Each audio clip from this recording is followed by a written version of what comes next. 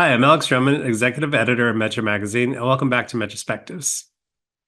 Today, my guest is MJ Maynard, CEO of the Regional Transportation Commission of Southern Nevada in Las Vegas. Today, Maynard joins me to discuss her agency's usage of AI technology, ridership in the region, and much more. Thanks for joining us. I hope you enjoyed the conversation. Well, thanks for taking the time. I really appreciate it. I kind of wanted to start first. There was a little bit of a trend previous to the pandemic, and I think that the pandemic has kind of exacerbated it a little bit as far as technology adoption in public transit. In an industry that used to be slow to adopt technology, can you talk a little bit about some of the factors that have caused agencies to be a little more proactive than they were in the past? It's so funny. I usually get asked why transit agencies are slow to implement technology, and I think I think that's still the case in Mhm. in some cases because again, transit we have proprietary systems. It's very expensive to when you've got a system in place that is proprietary and is system wide, hard again to add any kind of technology on top of a proprietary system. And so I think many times it's the reason why it isn't happening. I think Wi-Fi, quite frankly, Wi-Fi started us back in the day. We were one of the first to put Wi-Fi in our buses, and that's sort of the base for some things that you do. And so I think that's part of it. I think some of the funding opportunities are there that weren't there before. And I think for not necessarily Las Vegas, because we really have this unique system in that we're operating 24/7. We have very busy weekend and night service. For those transit systems that operate commuter services, when you've seen a change in the way that your passengers are moving about, it's sort of a wake-up call, right? I mean, it's looking at you, it is now conforming to that new travel pattern. It is, what are the expectations of the general public? And even think, Alex, coming out of the pandemic, just the fact that we are now virtual and there's QR codes everywhere. I think there's an expectation that you are going to be much more prone to as your maybe your commutes are changing, how you're going to implement again different technologies, whether it's we just implemented contactless payment because it's available. Sometimes it's about I think for transit systems, if the technology is relatively new, I think some systems wait until it develops and it becomes more widely available because you have a chance to see how it's been tested maybe in the private sector. So you're not necessarily being that first system to go after something. And so I think because there's Wi-Fi now in our systems, because so many, this is how this is what the customer wants, right? This is how we're communicating with the customer, and I think that's just been part of it too. It's really Right. adapting. It's adapting to what our customers want and expect, and we have to keep up with that. And is that a tactic for RTC? I mean, have you guys kind of waited for other agencies to adopt things and kind of see how things have gone? Or have you guys kind of try to be out in front with some of the technologies that are out there and take the opportunity to maybe be on the what they used to call the bleeding edge? I don't know if Yeah, they still call that. that is a great point. So, Alex, we do more than just operate public transit. We're also the Metropolitan Planning Organization. We are Mhm. the roadway funding agency. We're the traffic manager for the region. And I tell you that because in each hat that we wear, there are different technology evolvements, if you will. So, for example, on the traffic management side of the house, there's been a lot more opportunity to implement AI technology as an example. And I do want to stop you for a minute because it's funny. We've been using AI for a long time, right? Whether you're talking to Siri, you're using some kind of map quest. So AI has been around, but now Right. it's adopting to these very specific markets. And so on the traffic management side, we have been using AI since we brought Waycare on back in 2017. In public transit, AI is a little bit different. It wasn't quite as forefront as some of the technology advancements that we saw on the traffic management side. So I think it just, again, it depends on the kind of system that you operate, the funding that you have. And so it's, again, we as a public sector agency, we are under a microscope, a public microscope and a political microscope. Right. And so how we invest in technology, many times it's going to be tempered by the fact that we're a public agency. We don't necessarily have the ability just to say, I'm going to spend money on this thing that I don't know may or may not work. We have to be much more measured about how we're spending tax dollars. And so I think for the RTC, we try not to go after that shiny object, the FOMO sort of mentality. Right. So what we'll do initially is if we're not sure about the technology, maybe if we're the first to implement it, we'll do a pilot. We'll do a very constrained, maybe it's 12 months, 6 months to test it before we actually implement it wide range, and we're spending a lot of dollars.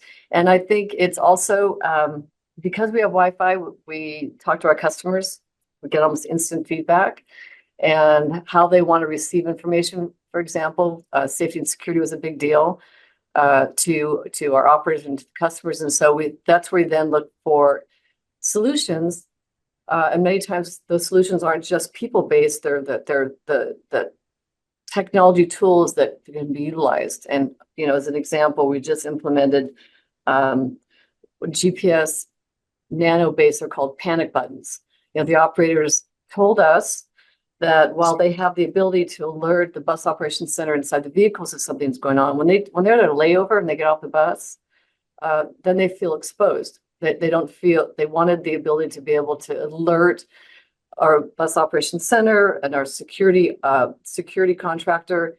And so their GPS buttons that they take them with them.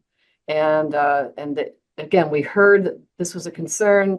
There was actually this technology that we could pilot. We piloted it for a year. We got feedback from the operators. They found it to be a tool that they made them feel safer. And so now we're implementing that. Same with Zero Eyes. Again, we're the first in the US to look at this technology. It was interesting because it came through USSC, who's is a bus OEM, and they provide lots of products. And we heard about Zero Eyes through that vendor. And so again, we tested it. We didn't give them, here's a 5-year contract. We tested their technology. And it worked out really well. So now we took it to our board. They approved it. Now it's part of our program. So I guess the answer is yes. We're always looking for ways that we can solve a problem, and many times technology is part of that. But we try not to go full force until we get into at least that testing ability, that pilot phase, to understand if it's going to be something that we can implement. Yeah. And I'm curious, just to backtrack just a little bit. Yeah. I know your ridership, it consists of a lot of tourists, but outside of the tourist part, can you talk a little bit about who your riders are and some of the things, because you alluded to safety as being one of them. Can you talk about some of the things that you found by reaching out to them that they're interested in the agency ensuring to feel safe or to use the system more often? Alex, we do certainly have a tourist-based market, but our majority of our ridership is local. We call it, local ridership and our tourist-based. And so out of the 51, 52, 53 million boardings that we had last year, the majority of those are our local market, our residents that live here. And we have 153,000 daily boardings, and 80% of those folks are going to work. And how do we know that? We survey our customers all the time. We'll incentivize them to tell us, what routes they're taking, where they're going to work. So we know that we are a big part of the economic ecosystem here at Southern Nevada, getting those folks to work. So we heard from customers, and it's interesting. We just did a survey. We surveyed customers and operators on their sense of safety as they're riding our system. And they certainly found that we have on our Ride RTC, our mobile app, we have a transit watch, see something, say something. that our customers told us they found very useful. So in an anonymous manner, they can report something that is going on the bus or at a stop, and it comes directly to our bus operations center and our security team, and they can respond. They know that they're on camera. So a few years ago, we had a hostage situation on the strip, and we have advertising on our double deck buses. Our police department could not see into the bus where the bad guy was, if you will. And so we now have something called live look-in. At any point in time, our police departments and our BOC and our security team can look into any bus in real time and see what's happening. And our customers know that. They see themselves and they know that. So they heard that there's that kind of instant, they wanted, again, a quicker response. They also wanted more security presence. And that's one of the reasons that we just, we're switching contractors. It'll be official July 1. We're going from 250 officers that only 70% are armed to 300 officers, and they're all armed. And because those officers are wearing GPS-based devices, we know where they are in the system. We have that transit feed. We can see in real time where they are. And so we heard they definitely want more. They want more security presence. So check that box. We're doing that. They want the ability to anonymously report something without drawing attention themselves. They can do that by way of our app. And then they also they know that we can see them and we're watching. And I think there's that feeling of safety, increased safety. And they also want safety for the operator. And so we were one of the first transit systems back in 2016, well before we knew there was going to be a pandemic. We implemented driver enclosures. And we're now actually working with a manufacturer to design a fully enclosed driver enclosure. That's also what they want. And so it really is, it's many times it is seeing a presence of security that makes our customers feel safer. Yeah. And getting back to AI, you talked a little bit about maybe your familiarity with it a little bit more. I think a lot of people, when they think of AI, they think of ChatGPT, obviously, it's become quite famous. Can you talk a little bit about how a transit agency might be able to come to grips with what automated intelligence actually does and how it could possibly benefit their agency? So funny. In talking about AI, I think I was probably just like that. I think our agency was like AI. It's like the man behind the curtain. He asks a question, you get the scanned response. But when you talk to when you talk to people that are in the industry, the AI industry, and they sort of, I don't want to say dumb it down, but they sort of humanize it. And when they say, listen, AI has been around a long time, whether it's using Siri or it has been around and it's been part of what we're doing. And it isn't just ChatGPT. You think of it as, when you talk about it's machine learning. So this is something where for the RTC, I'll use an example, in our role as traffic manager. If we wanted to understand what's happening at an intersection, how many near misses there were, for example, we'd have to stand there almost and visually see it, and it would take us a while to understand what the trends are. AI has the ability, again, it's that machine learning that it can in a very, very rapid manner collect data. And as you put some of the predictive analytics and the boundaries around it, I'm certainly not the engineer here that can speak to you in a technical manner, but it gives you the opportunity to learn, to collect data and learn from it, whatever the parameters are, in a much speedier fashion, and then you're going to be able to problem solve much more quickly. So I look at, if I were to tell somebody what does AI do, what could it do for a transit agency? It could actually speed up some of the problem solving ability that you have. So I think AI in transit around predictive maintenance, and that's been going on. That has been, I don't think they call it AI, but predictive maintenance has been happening in transit in some systems for a while. I think having the ability now to have a platform that the transit systems can adapt, that will allow them. Think of you have a lot of data. How is it compiled in a way, again, that you can more succinctly solve a problem that you have been struggling with. Yeah. And that leads me to my next question and kind of the next hurdle in the agent in the industry. And that is, figuring out what to do with the data. How have you kind of gone on to that process of probably getting a 100 times more data than you used to get and kind of deciding what's beneficial, what can help now and push off some stuff that maybe like you could get to in the future. That I'll tell you, that's like the $64,000 question. It really is, because you know what I think, it's what we have learned here is, if again, I'll go back to where I started. If you have a proprietary system in place in your agency, and that what that means is that system is what it is, and the ability to be agile, and to add another. Let's say I wanted to take data from the system I've had in place for a long time, and we want to compile in a different way. We want to be very succinct and specific on the data that we want. Sometimes that's almost impossible to do when you have a system that's been in place for a long time. So here's that system standing in place. You've got this new technology coming out that's flying by it. You're not able to take that new technology that could potentially put that data in a much more succinct way because you have that proprietary system. So in some cases, that's the reason why you can't do it. But what we've learned is that when you're working with the private sector, when working with the vendors, it's very specific that we ask the right questions, because we can't say, hey, we need this data. Well, first of all, you have to ask yourself, why do I need the data, and what am I going to do with it?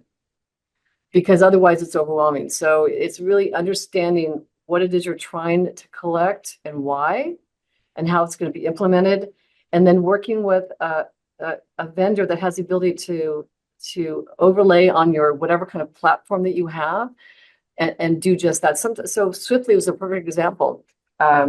We're now able to take Swiftly is where we can, a very agile company. They are working with Recor. We're able to see through our transit feed where incidents are happening. So if there's incidents happening, here's the same glass pane. They're looking at one monitor. You can see from Recor, the traffic management software system that we're using that's got AI included in it. You'll be able to see where those incidents are occurring. Now our bus operations center can see the same thing. So because it's not a proprietary system, Recor and Swiftly were able to share their what's it called? There's a name for it, Alex, and it's I can't think of the name of it, but they're playing in the sandbox, right? And so it's the ability to have software technology that is it's not specific, so it has this open. Is it open API? Yeah, open API, exactly.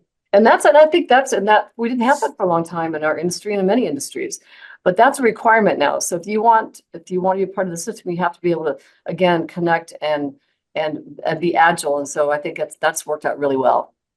Yeah, and along with transit's willingness to try new technologies, I think that the technology providers through open APIs and that sort of thing, they're willing to work collaboratively with each other. Easy for me to say, which may not have been the case, in the past. Yeah.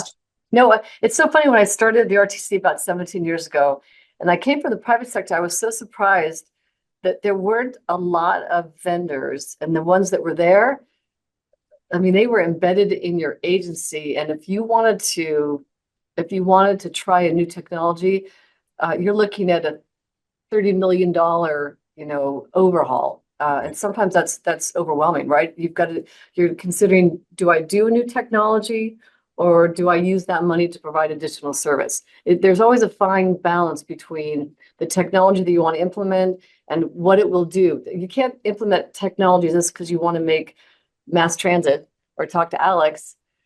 You want to implement technology that's solving a problem you've identified. Right. And so we do driver focus groups, security focus groups. We talk to our customers to really understand what it is that they need, what their concerns are, what they like. And then you get in a room and you say, okay, the areas that we need to improve, how can we do that? And then we stay very open to talking to vendors and understand what they can potentially bring to the table. Right. Well, thanks for taking the time. I have just probably a couple more questions. You've touched on a few of the technologies that RTC have tried. Can you talk maybe a little bit about how those technologies have benefited the agency and what you're kind of looking to do with them moving on to into the future as these technologies evolve? Sure. What the first one that comes to mind, and it really has to do with the way that we manage traffic here in Southern Nevada, the Recore platform, where because of the artificial intelligence, the use of cameras, predictive analytics, historical data, we're able to respond more quickly to incidents that are occurring on our freeway system and arterials. And sometimes that means saving lives, right? It's clearing the road so you avoid secondary and tertiary accidents after that. So it's being able to respond more quickly. That has been a 12% increase well, first of all, 12%, 12%, I want to say, and I'll get to you. So just you have that exact, but I think we're able to respond more quickly. There's been a 12% increase in how fast we can respond. And we've seen a 17% reduction in the number of those secondary and tertiary accidents because we're able to clear the roadways more quickly.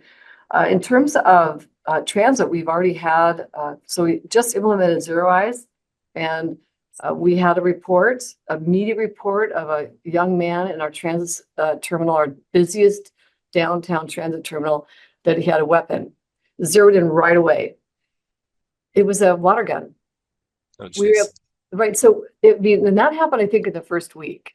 right. And so the technology, it's very, very successful. The GPS based panic buttons, the nano button, we've had success already, and we know that because when we trained 1,000 operators, and it was I don't know, almost 4 to 6 months of training to ensure everybody knew it could be implemented correctly, and we've had great feedback from the operators. I don't have, and I can maybe get to you how many times they've actually pushed it, but it is, again, implementing the technology, keeping our finger on the pulse, and then getting the feedback. How are we doing? Even the live look-in, we've had the live look-in cameras.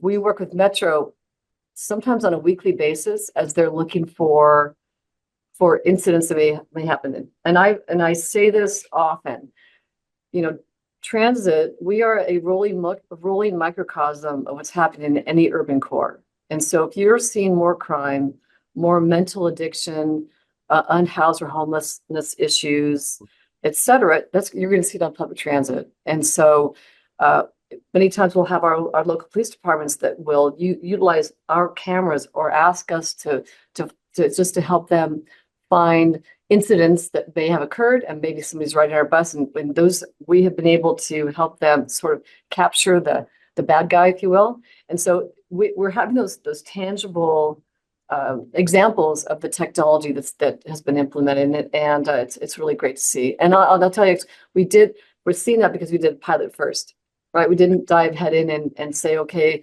vendor, you said you could do this. I hope you can. The hope's not a good business strategy. We said, hey, vendor, can you do it? We tested it. They could, and then we implemented, and we're seeing some real progress. Great. I think that's the last question I had for you is that relationship with the vendor. Can you give some advice to the industry about how to identify a vendor and more importantly, how to continue working with that vendor to fine tune your product and to try to get what you want out of it? I think that the transit agency has to understand, what does success look like? What is it that you're trying to problem solve for? I think sometimes we expect vendors to know everything that we do, and that's not necessarily the case, nor should it be the case. And what I've learned here at the RTC and the team and I is that if we're not asking the right questions and incorporating that into a really solid scope of work where we, the agency, know what we're responsible to do. The vendor knows very clearly what they're responsible to do. And there are outcomes in that scope of work. So you're really, you think ahead of all the things that could happen, and you have conversations about what the expectations are, and it is incorporated. It's really, I always say, just you have to know what you want. What is it you want from it? It's like that whole data question. We think, oh, we're collecting data, but why? And what are you doing with it? And it's the same to the vendor. We're using you to help us solve for this. well, let's make sure that we understand that what we're asking you to do is something that we fully understand and you do as well. So it's, again, what does success look like, and the big why. What is it you're hoping to gain? Right. Or in some cases, avoid. Great. Anything you'd like to add? Maybe something I should have asked? I think transit systems, again, it's that balance of funding. And I think there are many, many transit systems that would like to implement different technology solutions. But when you have a fiscal cliff approaching, in some cases, it's a tough spot to be in, because you want to react to the customer and employee ask, while at the same time balancing the needs of the community in terms of providing service. So I think it brings in a whole different element of what we have to think about when we're looking for technology as a solution. Yeah. That's a key point, is responding to the needs of your customers and your employees, and not just implementing stuff or trying things out. Yeah. Well, great. Thanks for your time. I really appreciate it.